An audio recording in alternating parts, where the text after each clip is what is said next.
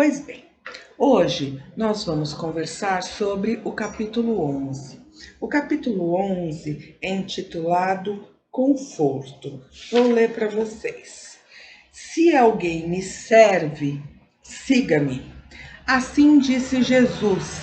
Quem nos contou foi João, em seu capítulo 12, verso 26.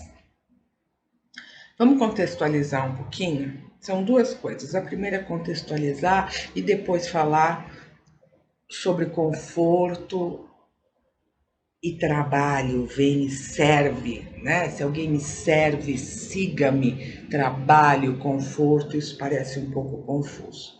Vamos começar da contextualização? Onde estava Jesus? Quando aconteceu isso? Isso já era o fim do ministério, meus caros.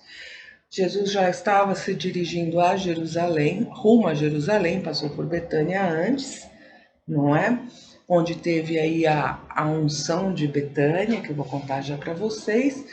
Ele já se dirigia a Jerusalém. Na época da Páscoa, os judeus se dirigiam a Jerusalém com o intuito de purificar-se. Neste caminho, Jesus resolve passar por Betânia, aí para se despedir de Lázaro, Marta, Maria, não é? E aí, todo mundo queria saber se Jesus ia ou não ia para Jerusalém. 6 dias antes da Páscoa, Jesus foi a Betânia, onde estava Lázaro, que ele ressuscitara dos mortos. Foi um jantar, Lázaro à mesa, Marta servia. Quando Maria ungiu os pés de Jesus com um bálsamo, com um perfume, um nardo caríssimo, muito especial. E Judas Iscariotes lhe pergunta: nossa, por que você não usou esse dinheiro para dar aos pobres? Já que a temática sempre era ajuda ao pobre, não é? Depois que Maria ungiu os pés de Jesus, ela secou os pés de Jesus com seus cabelos e o perfume tomou conta de toda a casa. Aí Judas disse isso sobre porque não deu aos pobres, não por amor aos pobres, mas para ficar de olho aí esse dinheiro que se fosse para a bolsa dos pobres ele talvez pudesse colocar às suas mãos. Ignorando isso, Jesus respondeu: ela conservou este perfume para o dia da minha sepultura. E é por isso que eu trouxe essa unção de Betânia para o nosso tema, porque é o início do final do ministério de Jesus. Sempre tereis pobres, disse Jesus, mas nem sempre tereis a mim. Logo após isso foi no sábado, no domingo, o que nós chamamos de Domingo de Ramos, né? A entrada messiânica em Jerusalém, conforme dizia a profecia, Jesus entrou humildemente sentado em um burrico. E todos saudavam, ovacionavam com ramos de palmeira: Hosana, bendito que vem em nome do Senhor, o Rei de Israel. E as pessoas, depois disso, queriam estar com Jesus, queriam ter com Jesus, queriam saber, né, o que estava diferente, o que ia acontecer. E não só as pessoas que seguiam os novos cristãos, o governo também queria saber. Né? Afinal, Jesus estaria pregando aí uma inversão de poderes, talvez gostasse de tomar para si o poder político local. Até que chegam a André e aos discípulos, enfim, queremos ver Jesus, onde está Jesus? E Jesus explica para os seus discípulos a sua glorificação através da morte e vai alinhavando o final de sua trajetória. Até chegar no ponto que nos interessa, ele ainda diz assim: é chegada a hora em que será glorificado o Filho do Homem. Se o grão de trigo que cai na terra não morrer, permanecerá só, e se morrer, produzirá fruto. Numa alusão à reforma íntima, à transformação, alargar, abrir mão de padrões que não faziam bem para mudar para novos padrões, mudar os hábitos antigos Porque Jesus veio confirmar a lei, né? Ele não mudou nada. Mudar hábitos antigos para novos hábitos ensinados por Jesus. Segue Jesus. Quem ama a sua vida, a perde. Quem odeia a sua vida neste mundo, guarda lá para a vida eterna. Aí a gente começa a entender a história de conforto, porque aqui ele fala do apego material, esta vida, o reconhecimento aqui, os prazeres aqui, a força do que é palpável, do que é material, e o verdadeiro reino de Deus, as coisas que realmente importam, sobre o que, para que, com o que devemos lutar e basear o nosso bom combate. Aí, por fim, chegamos aonde gostaríamos. Se alguém quer me servir, siga-me. E onde eu estou, aí também estará o meu servo. Se alguém me serve, honrará o meu Pai. Ora, ora, então é assim que nós chegamos de volta ao Pai, através de Jesus. Claro, ele disse: Eu sou o caminho, a verdade e a vida. É através de mim, fazendo como eu fiz, que vocês, aprendizes do Evangelho, voltarão aos braços do Pai. Como é que ele fez? Vamos recordar quais foram os passos que ele foi dando? Primeiro, ele disse que não veio destruir a lei. Nós precisamos ver se concordamos de verdade com o ensinamento de Jesus. Se o que ele diz coaduna com o que nós queremos para nós, como norma de vida, como objetivo, não desta vida, desse espacinho efêmero, desta encarnação neste planeta, mas como vida espiritual que é eterna. Quais são os nossos objetivos? Estão de acordo com o ensinamento do Cristo para nos tornarmos perfeitos? Como é que eu sei? Bom, primeiro ele disse que não veio destruir a lei.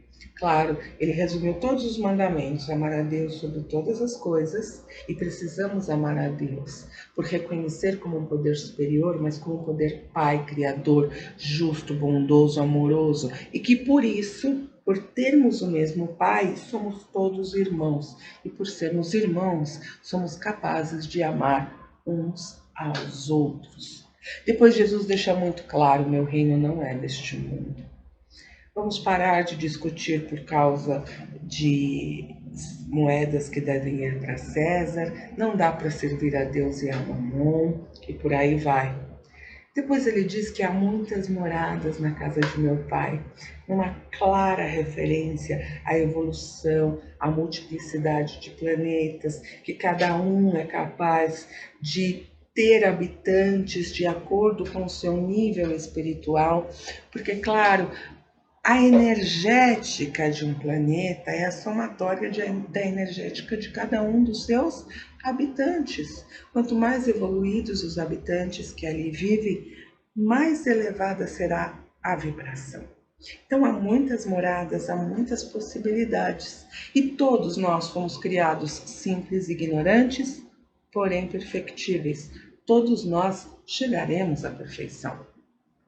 Depois ele diz assim: ninguém pode ver o reino de Deus se não nascer de novo. Uma alusão à transformação, ao progresso, a nós espíritas, à reencarnação. Não é? Não é possível que nós consigamos, em uma só vida, revisar tudo o que fizemos, abrir mão de tantos atavismos, tantos apegos materiais, tantos rancores, tantas alegrias materiais e nos tornarmos perfeitos.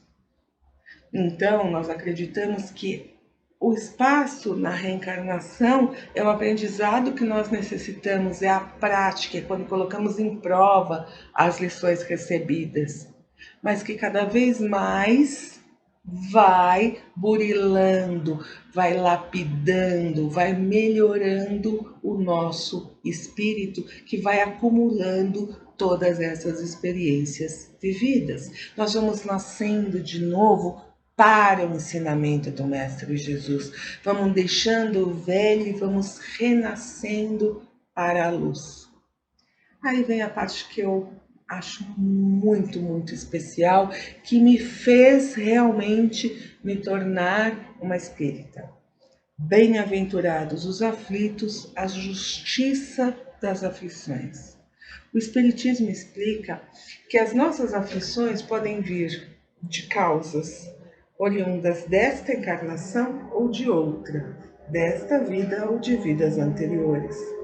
Claro, isso se faz muito claro. Existem crianças que têm de tudo e crianças que não têm nada. Existem pessoas saudáveis, trabalhadoras, saudáveis, não trabalhadoras, doentes e trabalhadoras, doentes e não trabalhadoras. Poderíamos ficar aqui fazendo inúmeras combinações, porque as pessoas são diferentes e cada uma é uma caixinha com uma somatória de experiências. E todas as coisas que elas fazem, que nós fazemos, têm uma consequência. Se nós fazemos algo de bom, por acaso ou por uma escolha consciente, nós merecemos, nós recebemos os méritos, os louros, o bem-estar, a paz tão almejada, né? A alegria interior por ter feito isso.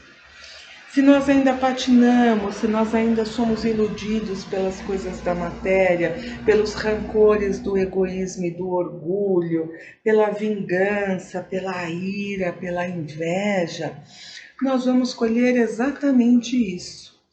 Frutos de sentimentos que não são bons, amargos, difíceis, verdadeiras pedras que atravessam os nossos caminhos.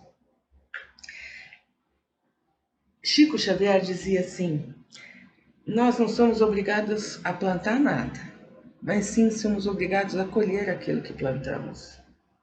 E com o tempo, nós passamos a entender que é muito importante observar tudo aquilo que nós plantamos, tudo aquilo que nós fazemos, pois haverá uma consequência. O encadeamento é perfeito. A lei de causa e efeito é implacável. Deus é bom, mas Ele é justo. Ele não permite que as pontas fiquem soltas. E quando eu estou dizendo isso, eu não estou falando de um pai vingativo, de um pai que castiga. Eu estou falando de um pai que ensina e esclarece. Vamos um exemplo bem simples que nós podemos ver em romances de cunho pedagógico, romances espíritas de cunho pedagógico, que buscam nos ensinar as lições espíritas que às vezes podemos achar um pouco árduas nos livros doutrinários, e quando começamos aí na doutrina espírita optamos pelos romances. Com cuidado, mas também são uma opção. E aí nós vemos lá o personagem que assassina o seu rival e que na próxima encarnação o seu rival quer assassiná-lo também. E esse círculo vicioso de vinganças se perpetua por encarnações e encarnações até que alguém rompe esse círculo para buscar a virtude, para buscar a vida, para buscar o amor. Não é porque você matou alguém que você tem que ser assassinado.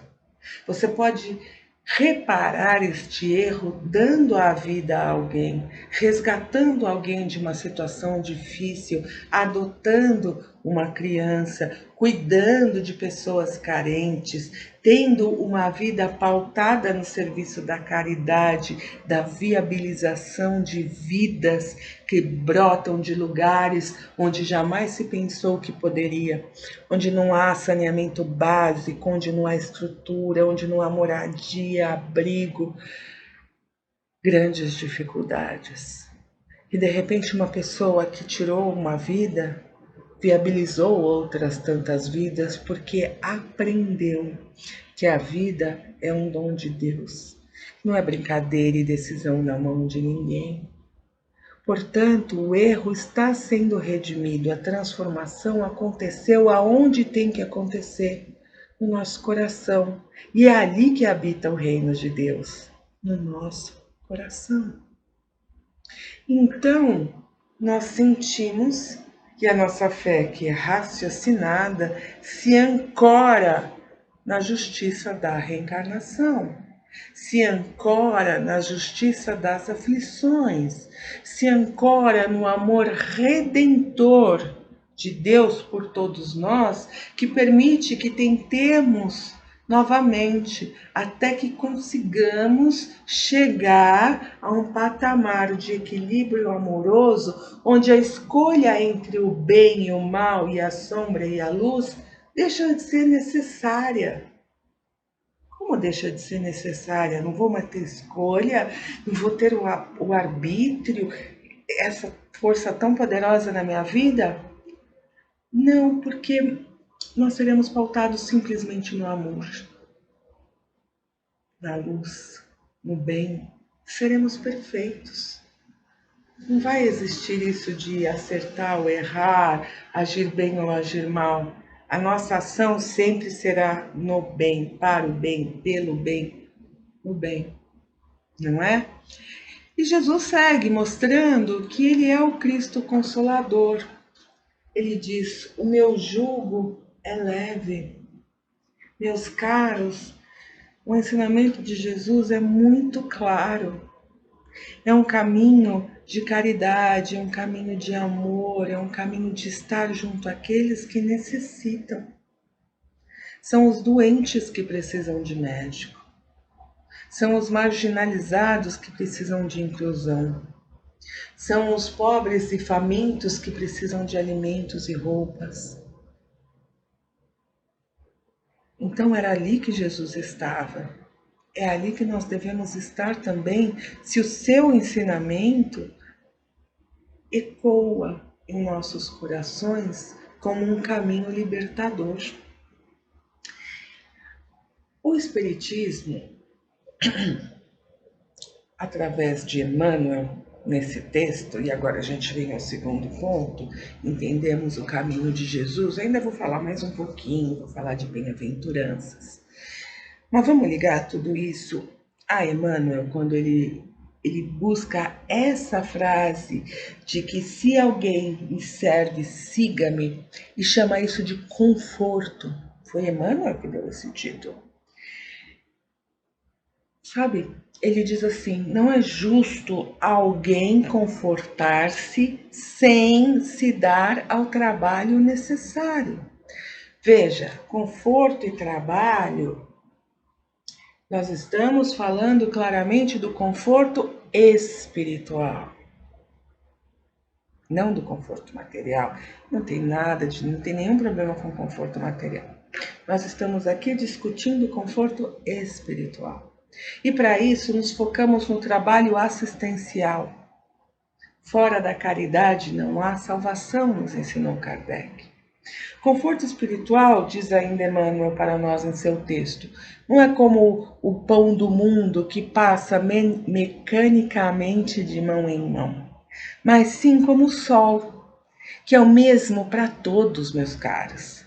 Porém, ele penetra somente em lugares onde não se haja feito um reduto fechado às sombras. Precisamos abrir o nosso coração para o conforto espiritual. Precisamos ainda escolher o conforto espiritual e para isso nos dedicarmos ao trabalho. Primeiro livro publicado pela doutrina, o primeiro livro publicado por Kardec, iniciando aí a consolidação da doutrina espírita, foi o Livro dos Espíritos. Sua primeira parte é toda filosófica, né? E a segunda parte é chamada de Leis Morais. A primeira lei é a lei de adoração, amar a Deus sobre todas as coisas. A segunda lei já é a lei de trabalho, ação. E uma ação na caridade, no auxílio ao próximo, dando de nós o que nós temos e dividindo com o outro, sem humilhar. Servir sem humilhar, sem se impor, sem constranger, sem querer mostrar. Porque se a gente quer o reconhecimento aqui na Terra, é uma opção. Ok, mas seu reconhecimento está dado aqui. Não vem lá chegar nas portas e falar: Oi, Dom Pedro. Oi, São Pedro. Eu queria ir meu quarto com suíte master porque eu fui muito bonzinho lá na Terra. Então, você foi bonzinho lá na Terra, contou para todo mundo, recebeu todos os louros e a sua suíte master de bonzinho lá na Terra. Aqui não consta nenhum crédito para o senhor. Jesus nos exemplifica isso através da muitas vezes. Eu particularmente gosto da parábola do bom samaritano. As pessoas de Samaria não eram assim tão bem vistas pelos doutores da lei. E é exatamente um samaritano que ajuda uma pessoa que foi vítima de ladrões. Ele permite lá que a pessoa seja cuidada, deixa dinheiro, depois volta para saber. Sendo que Jesus mostra que outros passaram por essa pessoa, outros ditos bons, que tinham aí o status, passaram e ignoraram. Mas o bom samaritano foi lá e ajudou. O ensinamento vem e segue-me, serve e segue-me, é exatamente ajudar ao outro. Porque quem segue e serve, estará comigo, Jesus, estará com Jesus e honrará o Pai, voltará aos braços de Deus, porque as suas ações estão ligadas, estão de acordo, coadunam com o ensinamento de Jesus. Ei, eu quero participar dessa jornada de amor. Como é que eu faço? Sigo o Evangelho. Vamos seguir o seu Evangelho. Nós não viemos a passeio. E nós que vivemos nessa época específica de grandes turbulências, de pandemia, de caos ambiental, onde a Terra parece querer nos expulsar daqui, diante de tantos estragos que nós fazemos com ela, é porque nós estamos merecendo estar aqui, porque temos os requisitos para estar aqui, como uma nova chamada, como uma última chamada de embarque para um mundo de regeneração. Se não atendemos ao chamado e não carimbarmos o nosso passaporte ao mundo de regeneração, a porta se fecha para o mundo de regeneração agora, mas se abrirá no tempo oportuno.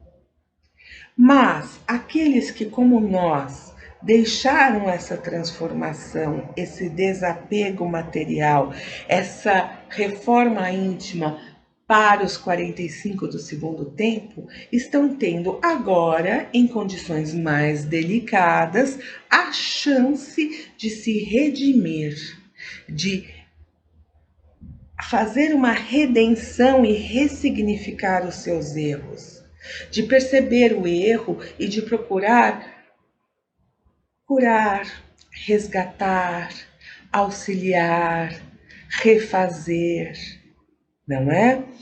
Não simplesmente, eu errei, que dor na consciência, eu não devia ter feito isso. Não, eu errei. E entendo que isso não é bom. E agora eu vou me dedicar a não errar mais, ajudando as outras pessoas que têm problemas muito mais sérios do que os meus. Eu tenho capacidade de falar, vou falar para quem quiser ouvir. Eu tenho condições materiais, vou ajudar aqueles que não têm. Eu tenho amor no coração, vou confortar aqueles que precisam. Eu sei alguma coisa, eu vou ensinar as outras pessoas. E aí, como eu vou fazer isso?